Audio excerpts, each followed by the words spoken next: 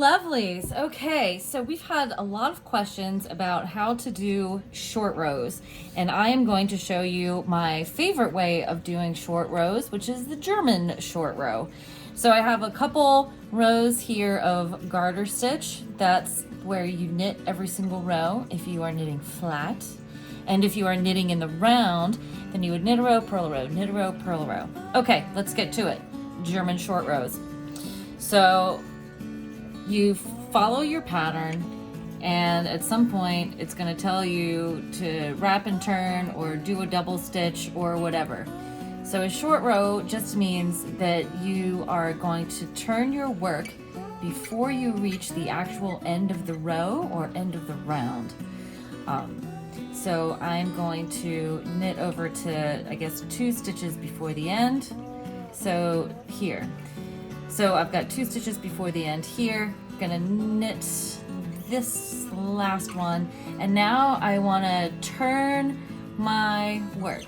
So when you're doing a German short row and you're knitting garter stitch, all you would do really is literally turn your work and then slip the first stitch on your left hand needle as if to purl onto your right hand needle.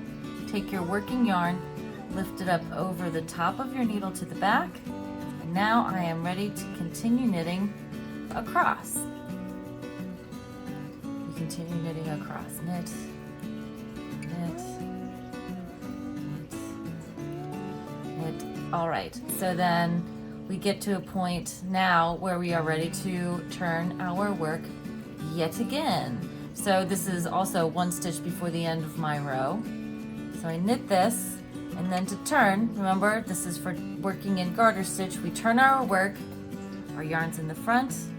I'm going to slip my stitch as if to purl from the left needle to the right, take my working yarn and pull it up over the top.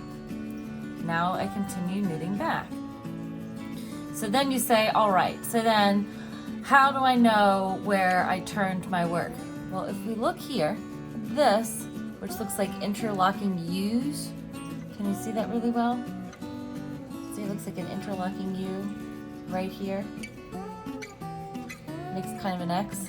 That is your double stitch. If you were to knit all the way to the end, you would knit this double stitch as if it were 1 stitch. So that way you keep from getting a hole in your work or adding extra stitches. You just knit the stitch as if it is 1 stitch. If you have your short rows farther apart from each other, that means if I am putting my turning stitch a couple stitches apart, say I decide to turn here, you're going to have a gentler, you'll have a gentler slope. So if I have 1 turning stitch right next to another, if I've got all my double stitches lined up all next to each other, then you're going to have a much sharper, a much steeper angle.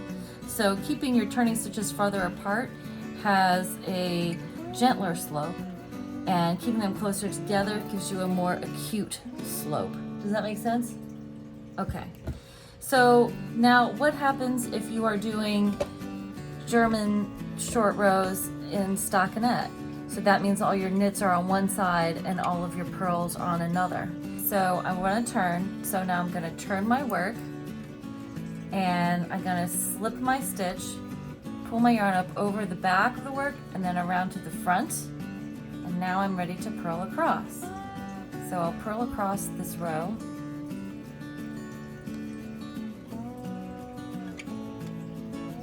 Now I want to turn, so I'm going to turn my work, and then to knit I'm going to bring my yarn to the front now, because now I'm on a knit row. So I'm going to bring my yarn to the front, and now I'm going to slip my stitch and then bring this up over to the back. See, it makes this double stitch now. Double stitch right there. And now I can continue to knit across. And we'll show you this again. So now I'm going to turn my work, slip my stitch, bring my yarn up over the top and around to the front to purl. Look, here's a double stitch. So instead of so say I want to go all the way to the end or past the double stitch, then I go ahead and I purl that double stitch. This is both legs of it, see? Just as if it is one. And then I'm going to purl the following stitch. And now I want to turn my work.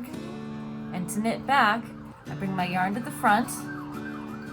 And then I slip my stitch purlwise. Bring my yarn up over the top of my needle. And now I knit back. Here's a double stitch, so I knit this as if it is one stitch. And we can go all the way to the end of our row. Here's another double stitch. See, it makes this X, these interlocking U's. You knit it as if it is one regular stitch. Or if you were on a purl side, you would purl it as if it were one regular stitch.